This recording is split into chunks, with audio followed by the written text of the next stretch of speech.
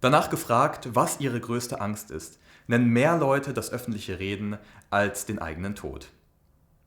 Streng genommen heißt es also, dass ein Grabredner im Durchschnitt lieber selbst im Sarg liegen würde, als die Rede zu halten, die er da gerade halten muss. Makaberen Humor mal auf Seite, warum macht uns das öffentliche Reden denn eigentlich so viel Angst? Ihnen und mir werden gleich mehrere Gründe einfallen. Wir haben Angst, unseren Text zu vergessen, haben Angst, nervös zu wirken oder inkompetent zu wirken. Stattdessen würden wir uns wünschen, Selbstbewusstsein auszustrahlen. Aber um Selbstbewusstsein auszustrahlen, müssen wir selbstbewusst sein. Wie kommen wir dahin? In meinen Augen gibt es zwei Wege. Der eine Weg ist der geübten Rednerin oder des geübten Redners. Wer schon viele Vorträge gehalten hat, hat selbstverständlich nicht mehr so viel Angst, auf die Bühne zu gehen und vor Leuten zu sprechen. Jetzt werden Sie aber zu Recht sagen, Herr Ramesh, mein nächster Vortrag ist in 7 Tagen und ich habe keine Zeit, zur geübten Rednerin zu werden in diesem kurzen Zeitrahmen. Und ich gebe Ihnen recht, das ist unmöglich. Deswegen konzentrieren wir uns doch lieber auf den zweiten Weg, den der guten Vorbereitung. Um sich gut auf einen Vortrag vorzubereiten, machen wir eine sogenannte Situationsanalyse. Die besteht aus 4 Fragen.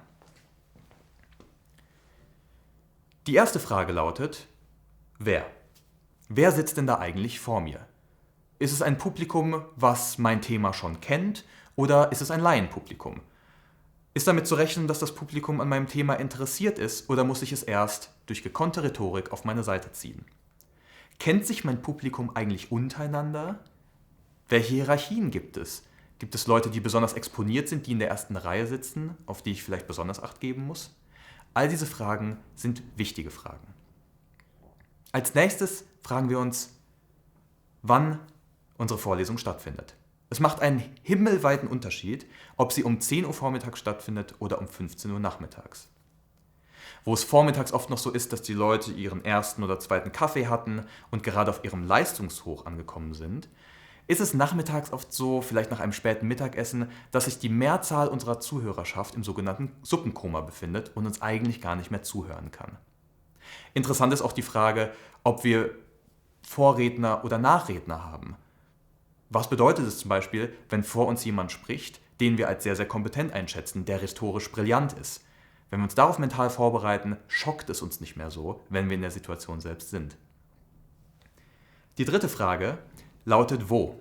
Wo findet unser Vortrag oder unsere Vorlesung statt? Was ist das für ein Hörsaal? Ist es vielleicht auch nur ein Seminarraum? Wie viele Leute finden dort Platz?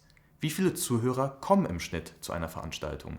Was sind die technischen Möglichkeiten? Habe ich ein Umhängemikro, ein Mikro zum Anstecken oder brauche ich vielleicht überhaupt keins, weil der Raum klein genug ist?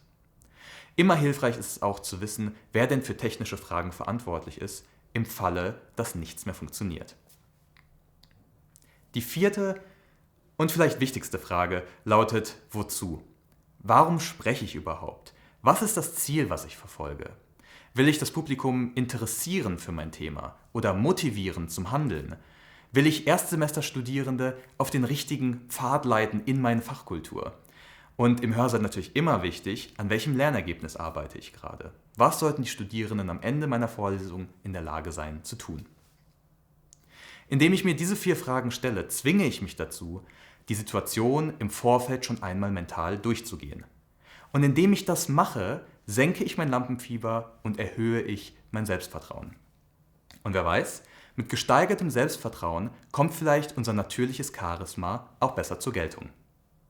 In diesem Sinne wünsche ich Ihnen viel Erfolg bei Ihrem nächsten Vortrag und bei weiteren Fragen wenden Sie sich gerne an uns.